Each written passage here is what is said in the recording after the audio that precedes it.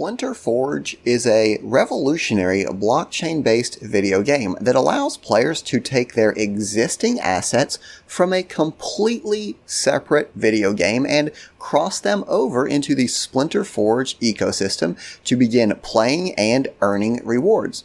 This shows the power of blockchain technology, and it's a win for the players, it's a win for the creators of the game, and it's a potential future marketing opportunity. We're talking all about it in today's video.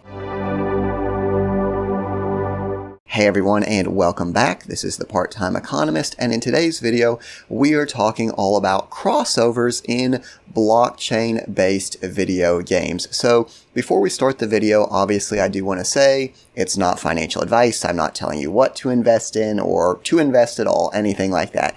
But I did come across an interesting blockchain-based video game known as Splinterforge. Now, if you follow my channel already, you will know that I play a blockchain-based video game called Splinterlands, and they sound very similar, but it's important to distinguish them. So we have Splinterlands, which is one of the oldest blockchain-based video games. It allows players essentially to collect trading card monsters and fight them against other players and earn rewards. Splinterlands is the original game. Recently, there has launched Splinterforge, which the cool thing about that is it allows players that own existing Splinterlands assets to use those assets within Splinterforge. Now, the rules, the strategy, the abilities within Splinterforge are a little bit different, and there's been a lot of other great content creators that have shown you how to get set up and up to speed with Splinterforge, how to play. I'm not going to go into the actual gameplay too much in this video, other than to just kind of give you the very basics. Essentially, what you can do is, whereas Splinterlands, you have your team of monsters and they fight against other monsters, with Splinterforge, you can use your monsters from Splinterlands, but instead of fighting against a human opponent, essentially, you are fighting like a boss, right? So instead of your team of 6 monsters versus 6 other monsters, all your monsters are competing against one super boss that has like these insanely high-powered statistics, right? And again, there's some differences in the gameplay, but the key thing to understand is that you can use your existing cards that you've already purchased to begin playing and earning within a completely separate video game. Now, obviously, this is a huge win for players, people that own these cards, because I already had these cards. I was using them in a game that I already liked to play, and based on my subjective evaluation, they already had enough worth for me to invest in them, and I was already satisfied with the value I was getting out of them. So to have a completely new game allow me to use those cards adds more utility above what I already thought I was getting. So huge win there for the players. Not only do my cards go up in value, but I have the ability to play with them in a completely new game. And this is where blockchain technology comes into play, because how would I be able to do something like this in traditional gaming, right? If I had Call of Duty, my assets are kind of locked into some server somewhere. There's really not a whole lot of way for a third party to know what assets that I own.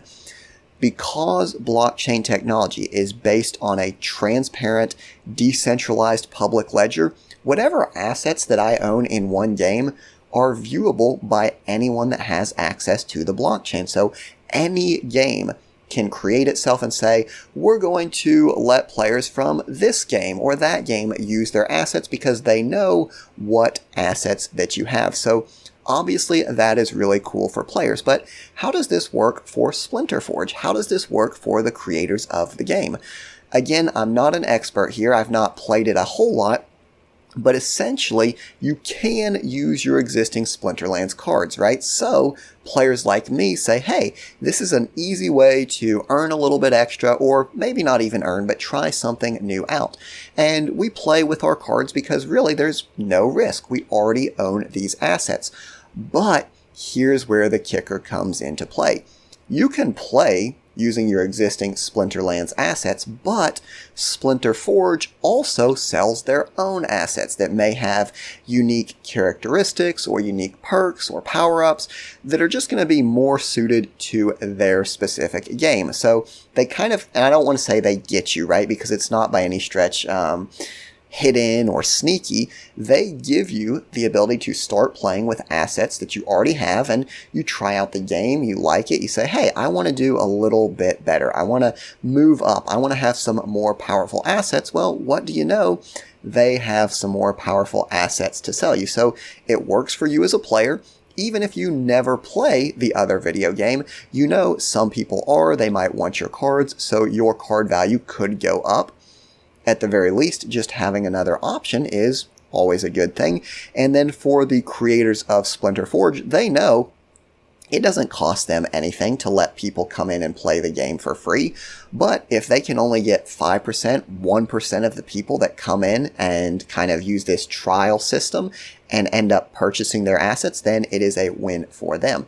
And with that being said, that's why I want to talk about this more as a future marketing avenue, right? Because if we think about blockchain-based games, remember, everything is publicly viewable. I can see how many people play Splinterlands on a daily basis. I can see how many people play Alien Worlds, for example.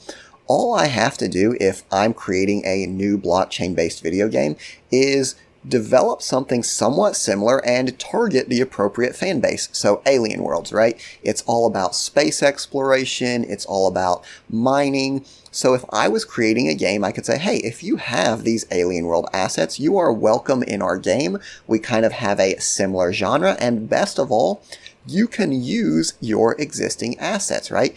These people are going to feel welcome. They're going to feel like, hey, why not go ahead and try this out, right? I can use my existing assets, so there's very little risk to me.